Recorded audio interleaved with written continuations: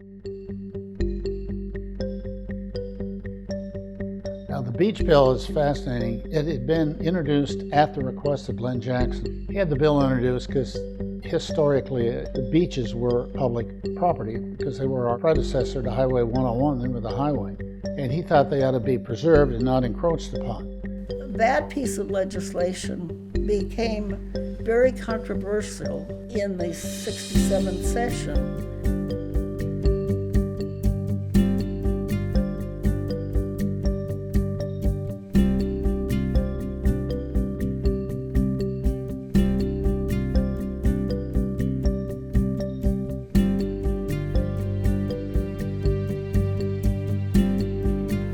House Highway Committee over the years discussed such great issues as whether emergency vehicles should have blue lights or not. Except for a bill one day that came in March, I believe it was, and ended up in our bill book, and I was sitting at the committee hearing table, and it was House Bill 1601.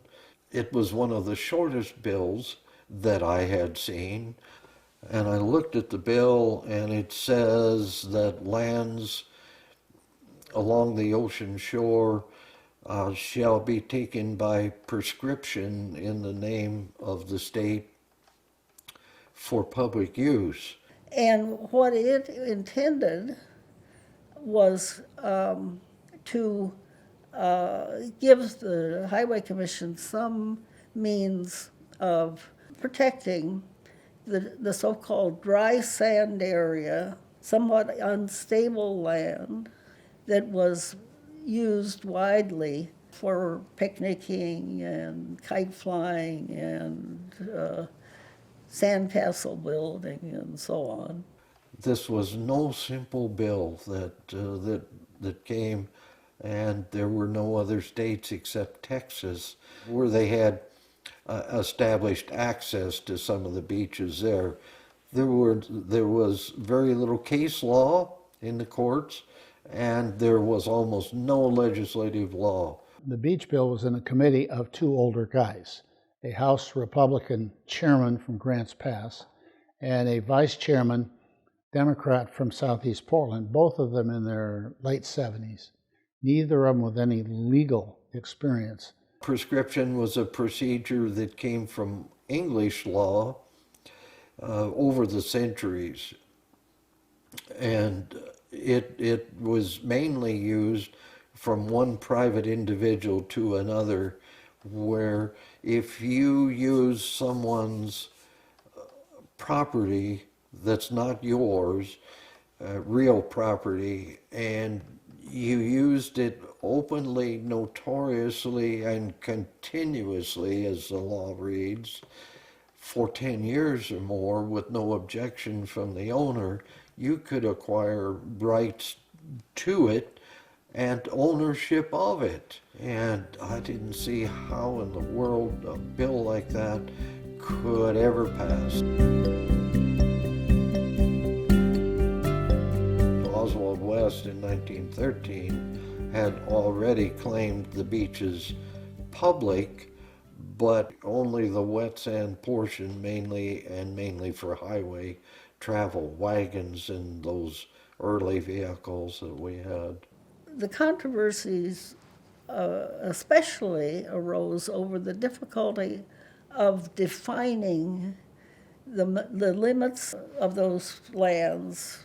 People, of course, who owned oceanfront property had a proprietary interest in that definition of land. There was a motel operator at Cannon Beach, or Seaside, and his title read to mean low water.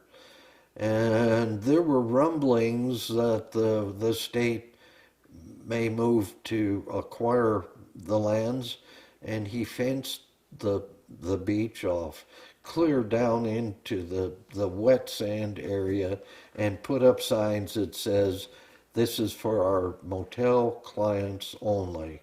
And there was a scramble then to try to prevent anything else like this from happening, and it called attention to it.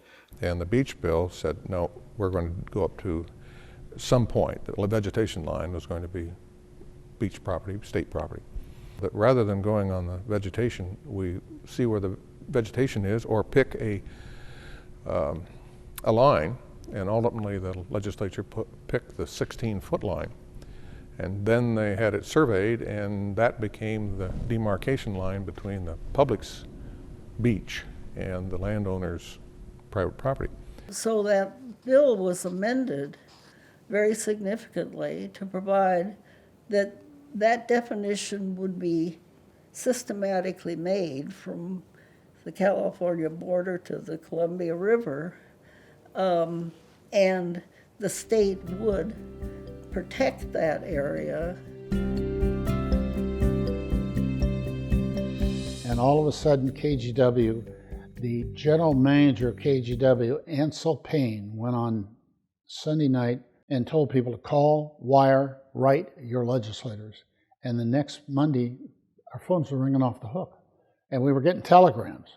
And then we started getting letters. And it became the red hot issue. And something had to be done.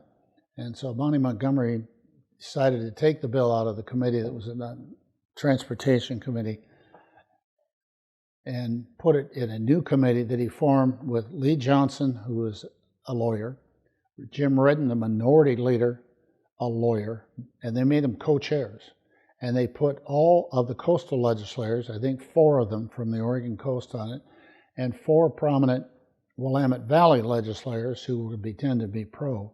And that was the beginning of 9 or 10 hearings in the House side before a stormy fight on the House floor toward the end of the session, and it went to the Senate, and there were amendments. It was no longer a half-page bill. It was now 4 or 5 pages. And the most fascinating political experience I ever had in my life happened. They had their first hearing. I was rooming with Lee Johnson. We were sharing the apartment. I was home reading the budget or something like, some silly thing. And I got a phone call from the Capitol, and he said, Roger, go out and buy some beer. I'm bringing the committee over. I just adjourned it. All hell broke loose when we had a public meeting. We couldn't get anything done. Shouting, people, hundreds of people from the coast came up because they were convinced their property was going to be confiscated. And hundreds of others supporting the idea of saving the beaches descended, and it just was crazy. So he brought the whole committee over to our apartment. I went out and bought 2 cases of beer, and I was the beer tender for the most fascinating meeting I've ever seen, because these guys argued, shouted at each other, swore, made stupid and wonderful conversation, and finally came to a conclusion and a bill that came out of it. And it was a lesson to behold, and I didn't have anything to do with it other than watching it.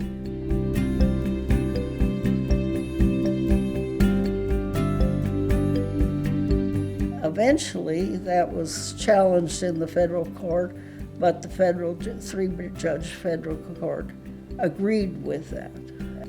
By 1972, we were secure in having protection. Though the beaches are protected according to the law in Oregon, they're not protected from legislative tampering, and people must be continually watchful about that.